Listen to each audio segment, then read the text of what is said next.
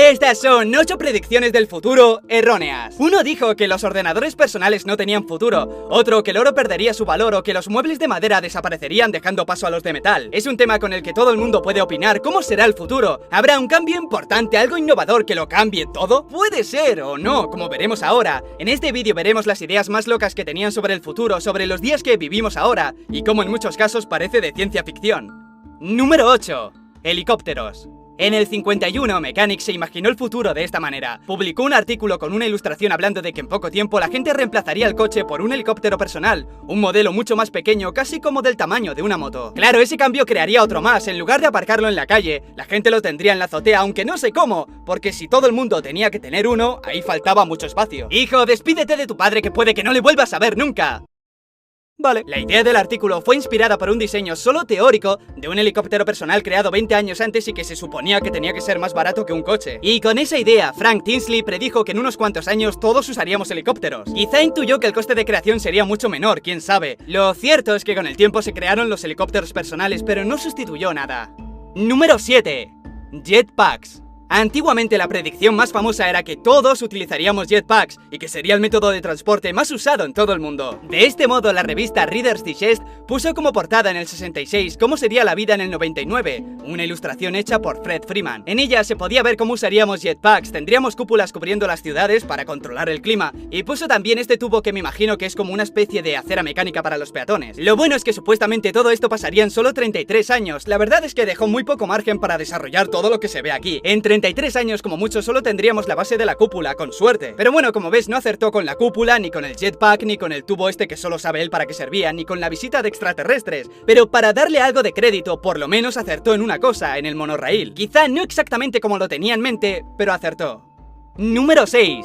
Casas voladoras. ¿Cómo les gustan las cosas voladoras? Hace unos años, si querías imaginarte el futuro, solo tenías que hacer que todo volara. Así que, siguiendo esa línea, el científico y escritor Arthur Clare predijo en el 66 que a día de hoy tendríamos casas voladoras. Decía que para entonces habría llegado el punto en el que las casas fueran autosuficientes, es decir, que no necesitaría estar en el suelo para recibir agua o electricidad, y que gracias a ello daría paso a las casas voladoras. Imaginación tenía. Clare, que es el autor de muchas obras exitosas como la saga de las Odiseas espaciales, así que con la predicción se dejó llevar. ¡Casas voladoras! ¿Por qué no? Así de fácil, que te aburres de tu ciudad, pues te llevas la casa a otra parte. Lo que no sé es qué esperaba que pasase con las edificaciones que ya hay, ¿que las destruirían? Es por eso que no pueden haber grandes cambios en ese sentido. No puedes hablar de casas voladoras ni en 2011, ni en 2111, ni en 2911. Ya hay un sistema que funciona y no van a destruirlo todo para crear algo que ni hace falta, ni se sabe si sería peor.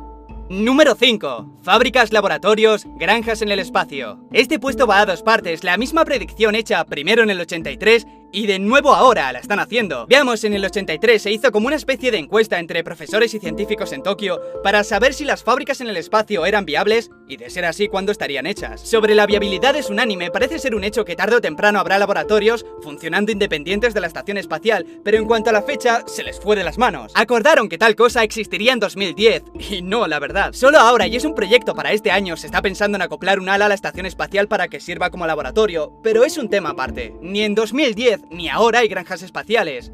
De momento. Como dije al principio, se equivocaron en la fecha, pero la idea sigue en pie, nunca la abandonaron. La idea de tener laboratorios en el espacio no es meramente por capricho, sino porque la ingravidez, o microgravedad si eres muy puntilloso, da ventajas en ciertos campos de investigación, y del mismo modo incluyen fábricas y granjas. Para que te hagas una idea, sería algo así. Sin embargo, uno de los principales motivos que tiran para atrás es el coste, y no de creación de las granjas, sino el coste de llevar los productos y traerlos. Lo encarece tanto que provoca que sea económicamente insostenible. No se puede crear de momento un negocio en el espacio porque no es viable. Ahora eso sí son más precavidos y no dicen ninguna fecha, dicen que existirá, pero a saber cuándo. Bien hecho. Número 4.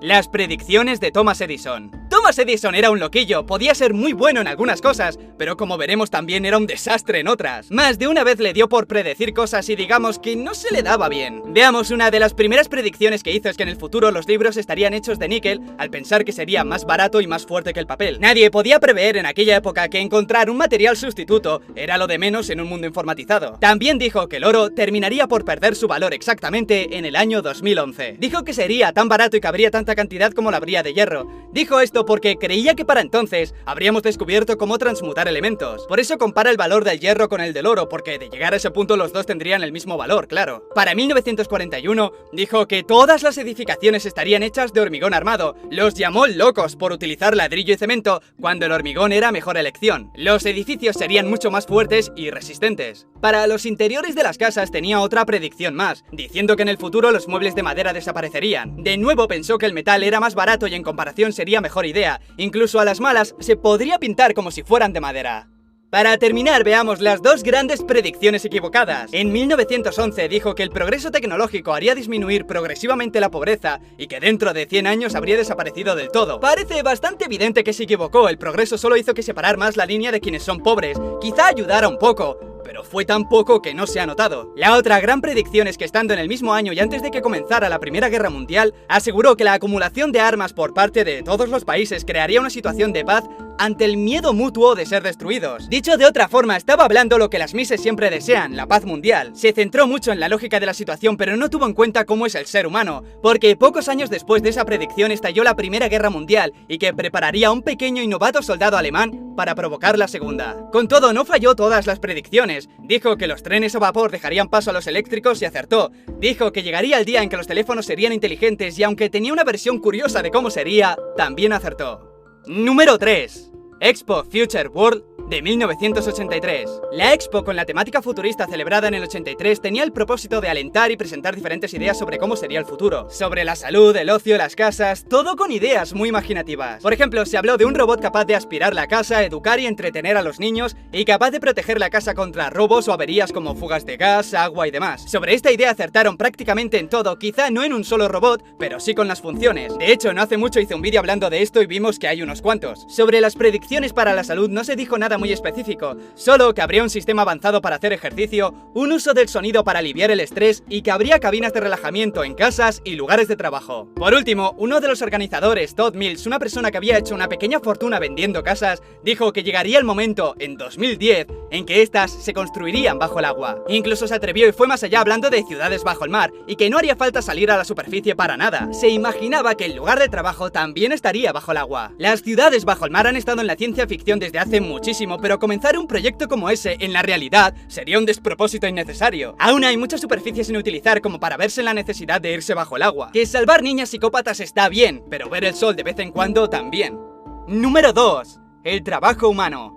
El ganador del premio Nobel, Herbert Simons, dijo en el 56 que pronto el trabajo humano será reemplazado por máquinas. Pero no solo una parte, sino todo. Dijo que llegaría el momento en el que no haríamos falta para desempeñar ningún trabajo porque ya habría una máquina que lo haría por nosotros. Estaba en el 56 y predijo que pasaría en los próximos 20 años, en 1986. En el 86, que por aquella época aún había gente que tenía televisores en blanco y negro. Entiendo que si hizo la predicción es porque estaba convencido de ello, y no por qué meterse en ese jardín. Sea como sea, el ser humano hace falta. Es verdad que las máquinas han reemplazado muchos aspectos del trabajo y han facilitado otros tantos, pero de momento no lo hacen todo.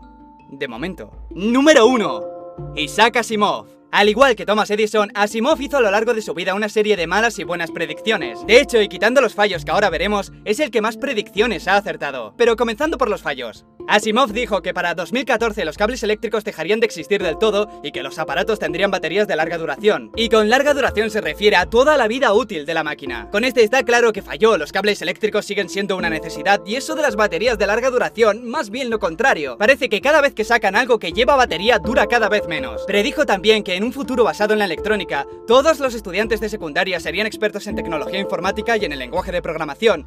Y algo me dice que no es así. Sobre la decoración del hogar dijo que tendríamos paredes y techos que brillarían suavemente y que podríamos cambiar el color pulsando un botón. Esto quizá con una buena instalación se pueda conseguir, pero no viene por defecto. O quizás soy solo yo el único que está en una casa sin paredes que se iluminan, que puede ser. Con el último de sus fallos dijo que habría como una máquina de cocina que podría preparar cualquier comida, también pulsando un botón. Ahora veamos que aun con estos fallos, Asimov parecía tener una idea muy clara de cómo serían las cosas en el futuro. Por ejemplo, habló de que para 2014 sería común el uso de paneles electroluminiscentes, y ahí los tenemos. Dijo también que en el futuro, además del sonido, se podrá ver a la otra persona con la que se habla en una comunicación a distancia, es decir, las videollamadas. Otra más, y al igual que Edison, pero de una forma mucho más precisa, dijo que los teléfonos darían la opción de no solo llamar, sino de ver documentos, fotografías o leer libros. Y por último, para 2014 dijo: los robots ni serán comunes ni óptimos, pero comenzarán empezarán a existir, y dio de lleno. Aún estamos en una fase muy primitiva en la robótica, pero se comienzan a ver ideas, aplicaciones y diseños interesantes. La verdad es que el futuro es más aburrido de lo que la gente puede predecir. Ni jetpacks, ni casas voladoras, ni gatos voladores, todo seguirá como hasta ahora. Mejores tarjetas gráficas, coches con más funciones, más píxeles en pantalla, nada realmente significativo. Más de lo mismo pero mejor, así hasta que el planeta aguante y nos fuerce a buscar alternativas.